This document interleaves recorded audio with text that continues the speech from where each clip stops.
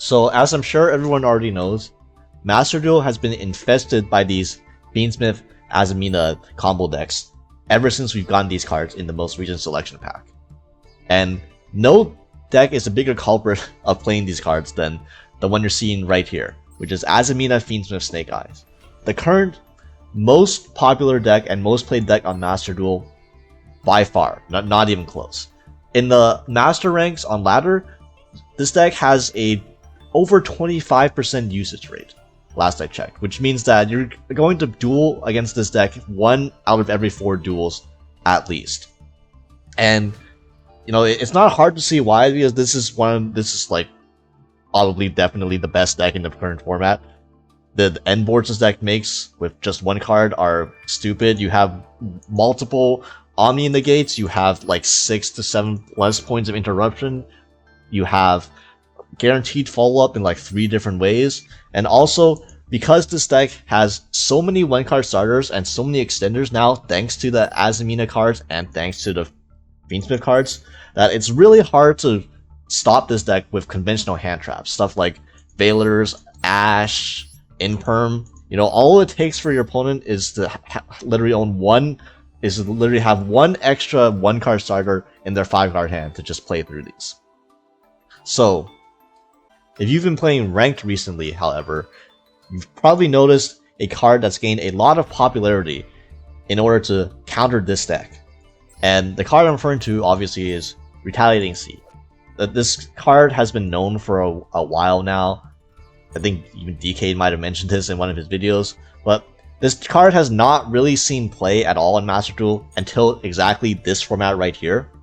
But when your opponent activates a spell card that includes an effect that special summons, which, you know, could you maybe think of a spell card that special summons in this deck?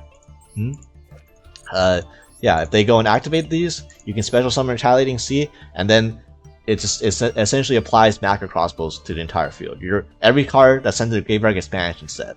So the dream is, if your opponent starts with their Deception combo and they activate Hallowed Azamina, you chain Retaliating C to the Hallowed Azamina.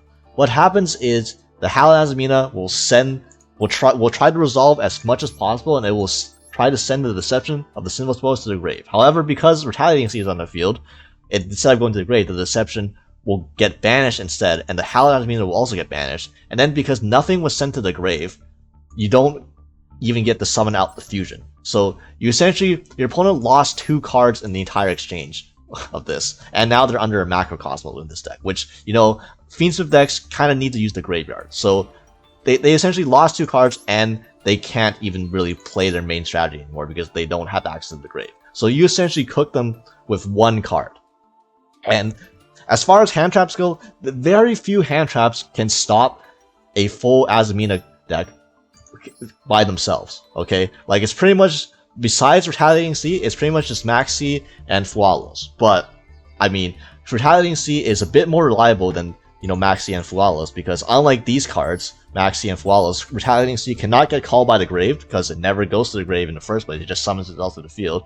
And it can't get ashed, obviously, because you don't draw a card. So there's very few ways to stop this as well. There's very little counterplay to this, and this is very impactful in that it's one of the few hand traps, if not maybe the only real hand trap, that can potentially stop an entire Azamina Fiendsmith line, specifically an Azamina line, by itself. And like, the only really counterplay there is to this card is crossing out your own copy of Retaliating C. That's it. One card and 40 to out this. So, you know, better draw it, right? And unlike another hand trap that applies macro on the field, you know, like Shifter. So why Retaliating C is better than Shifter for most decks is because Shifter applies for 2 turns. So if you activate this, but if you're a deck that uses the graveyard, like, it doesn't really help you there, because then you can't play yourself the next turn. Retaliating C is not like that, because it only applies its macro effect while on the field. Which means that on your turn, it's very easy to turn this off yourself. You can literally summon any monster and link Retaliating C off into a Link 2. And then suddenly, you're no longer under macro. Or even better, if you're a deck that runs Azamina itself, you can activate this card called Deception of the Sinful Spoils and tribute the Retaliating C from your field. because you're tributing it, you're not. It doesn't say specify sending it to the grave or anything. You're allowed to tribute to Retaliating C, and then you are no longer under macro. So Retaliating C can oftentimes be used as a one-sided macro, where only your opponent for a turn gets macro costable. Then you, when it comes back to your turn, you get to turn this off. And oh, by the way, Retaliating C has a second effect where if this card is sent to the graveyard, you can add an Earth Insect monster with 1500 or less attack from your deck. And could you think of maybe a 1500 insect monster with 1500 or less attack that every deck plays? So yeah, not only do you macro your opponent, you also get a free body, and this body, when it leaves the field, searches you a Maxx. So yeah, if you're going second and you drop a Retaliating C on your opponent, then your opponent has very little ways to deal with this, because they can't. It's not like they have a battle phase because they're going first, so they can't enter the battle phase to attack over this. But even if this is like not turn 1 and they do have a battle phase, it doesn't exactly help them too much, because if they go into battle phase to beat over the Retaliating C, you're just gonna search the Maxx afterwards. And now, once they go into main phase 2, if they try to play again, you can drop this Maxx that you search off the Retaliating C on them. And because it's main phase 2 now, they already used their battle phase, they have no risk of killing you. So they will be forced to play into the Maxx or they skip their turn.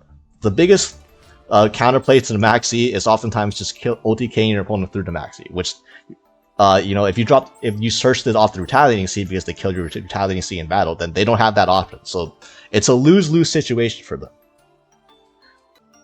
Also, even though Azamina Fiendsmith Snake Eyes is by far the most played deck right now, it is not the only deck that's hit hard by Retaliating C. There are a bunch of other decks in the format that are also very vulnerable to this card. You know, for example, there are other decks that play the Azamina engine besides just Snake Eyes. Probably the next most popular one is White Forest. White Forest for sure plays the Azamina cards, and therefore, because of that, they are also very vulnerable to getting Retaliating C on their Hallowed Azamina. Or something like a classic like Rescue Ace, which got a huge buff with the Fiendsmith cards, which may or may not run the Azamina cards. There are Rescue Ace builds that run Azamina, and there are Rescue Ace builds that don't run Azamina. But Rescue Ace also has this card called Emergency, which is their on-themed in-archetype Emergency Teleport, which also is another card that you can chain Retaliating C to, which actually gives them potentially even more targets than the Snake Eyes deck has. And also, we can't forget a fan favorite, and don't forget a deck that we recently got a free structure deck for. Branded Despia has tons of cards that also trigger Retaliating C for you. We have Branded Opening, we have Fusion Deployment, and of course you cannot forget the classic Branded Fusion.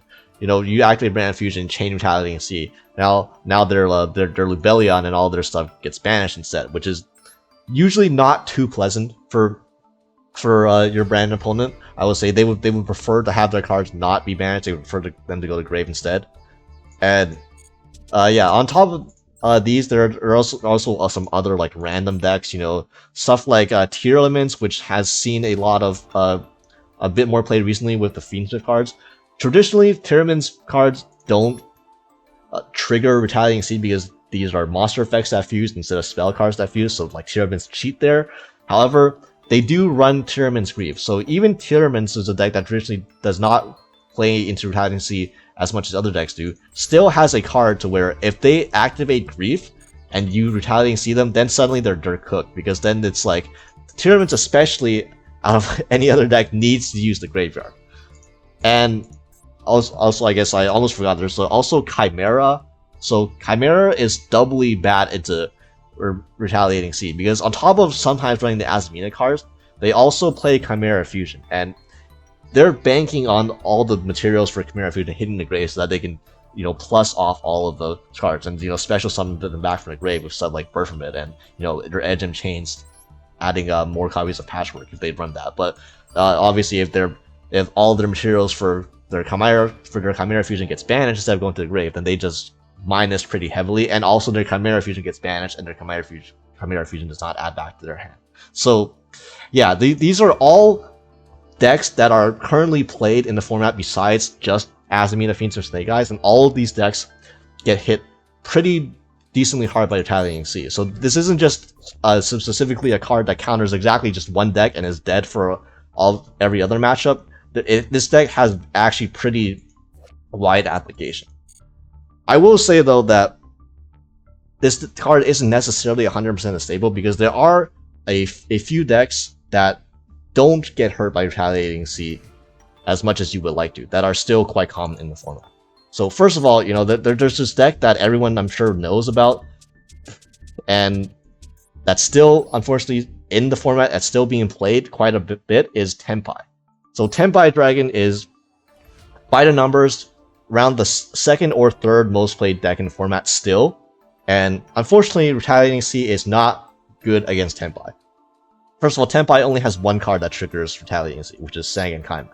And the issue with chaining Retaliating C to Sangan Kaiman is that, unlike every other deck, Tenpai always goes second versus you. So when they activate Sangan Kaiman, they can special Chundra and then enter this thing called the battle phase. And because Chundra has 1500 attack and Retaliating C has 1400 defense, they can just Chundra attack over the Retaliating C. And yeah, that's not, you know, that one attack that you block is not going to keep you alive. I know you can search Maxx C later on, but if you activate Maxx C in the battle phase trying to live against a Chundra that's already resolved, it's probably too late for you at that point. So unfortunately, Retaliating C is not fantastic in this matchup. Another common matchup is Yubel, which is a deck that runs the Fiendsmith cards, but does not run the Azamina cards.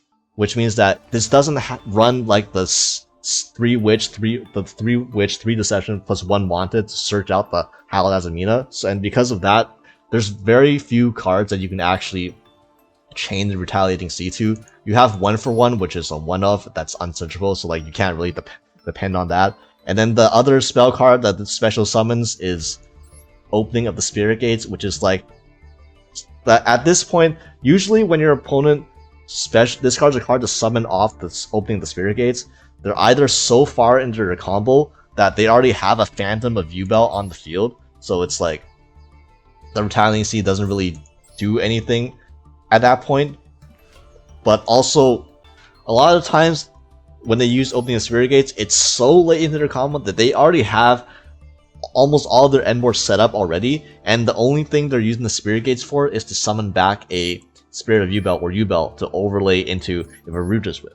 Which, at that point, if you Retaliating C them, they might not even negate it with Phantom or their Appaloosa because they're like, what's this Retaliating C gonna affect me for? I'm just gonna overlay into this anyways. And then they're gonna pass turn and then make you play with Retaliating C on your board, so make you play with your own macro on the field. And if you try to get rid of it, such as by like normal summoning and trying to link it off, they can mess with your normal summon with stuff like Varudras, for example, or if they still play Escape, and you know, escaping your normal summon while you have Retaliating C on the field, it's a bit problematic because then you're stuck with the macro effect of Retaliating C on the field, and you can't even crash it in the battle phase because of Nightmare Pain. So yeah, this is generally not the cantrap you want to see versus Yubel. And lastly, I should mention this, but Exodia Millennium is a real deck this format. In fact, I'm probably going to make a video on this deck later, but by a lot of metrics, this is the second most played deck on the ladder, even ahead of Tenpai Dragon. And there's nothing to be, I mean, what do I need to say about Retaliating C versus Exodia? Okay, this card does jack shit. Okay, it does absolutely nothing versus Exodia. Okay, this is the deck already doesn't really care that much about hand traps, so like having another dead hand trap in your deck, not really what you want. So yeah, there's that's kind of Retaliating C. It hits Retaliating C. It hits the most common deck in the format pretty hard, and it hits a bunch of other decks in the format, or like in tier 2 or tier 3, or like on the periphery of the meta. But there are 3 notable decks where Retaliating C is really bad against, you know, being Yubel, Tenpai, and Exodia, which are probably 3 of the top 5 most played decks. So this isn't an auto include in every deck. So it's a neat tool, and it's definitely one of the more powerful hand traps you can use against some of the most played decks in the format, but it's not good against every deck. So whether you want to include this in your deck or not in a best of one ladder format is up to you. But at least now that, you know, hopefully people know that this card exists, that such an option does exist for them to use. If you haven't played the ladder in a long time because you're sick of these Azamina Fiendsmith combo decks, you know, now you have one extra tool that you can use to help with that matchup.